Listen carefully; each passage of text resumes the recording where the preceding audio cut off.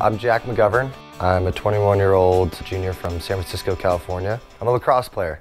I've been playing lacrosse since 4th grade and I love it. It's a great sport. There's really a great camaraderie that comes from playing lacrosse. Really brings together a group of guys and makes them reach for a common goal, and I love that. And I love building friendships, and I love competing. Growing up with Coats disease, understanding what it feels like, as an 11-year-old being diagnosed with something that you'll have for the rest of your life is scary. You don't know how to feel, you feel a little overwhelmed, and my parents were obviously scared for me, and they have been extremely supportive, and my sisters have been extremely supportive. I have 3 older sisters. Having that support has allowed me to play lacrosse in football, soccer, basketball, and never feel that I couldn't do anything I didn't want to do because I had their support.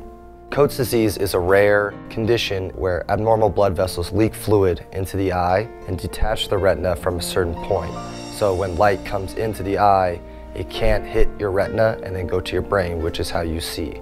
So what forms is a black spot in the middle of your vision. So I've had 4 surgeries on my eye to cauterize the blood vessels, and right now it's under control, but it can always come back, and a scar tissue actually formed where they did the surgery, so that's now what I see when I see the dark spot in my vision.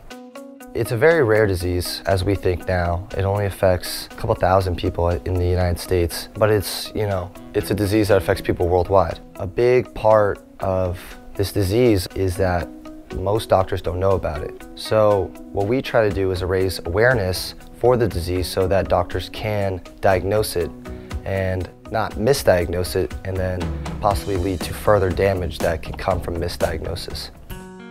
My parents and I, when I was first diagnosed, did a bunch of research on Coats disease. What we found was that there wasn't a lot of information available. So my mother and my father, they decided that they would start this foundation, and they promised me that they would do everything in their capabilities and anything that was possible to find a cure and to help others that are affected with this disease.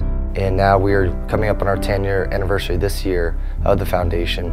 I'm very humble for everything that they've done for me, or proud for everything they've done for me, I should say. You know, I love them and they've been so supportive, so thanks, Mom and Dad.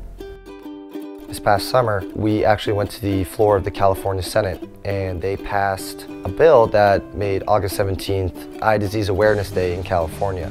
We made a whole day of it. It was very, very cool, and hopefully this Eye Disease Awareness Day will be able to pass on to other states. It shows that there is an importance to knowing about eye disease. People talk about blindness all the time, but they don't understand how many different kinds of blindness there are, how it affects families, and having an Eye Disease Awareness Day is a step forward in understanding that this is a big issue and that it affects, millions of people in America. I try to be a role model by playing lacrosse, and working with my foundation for the rest of my life. I hope to inspire that for people with this disease for years to come.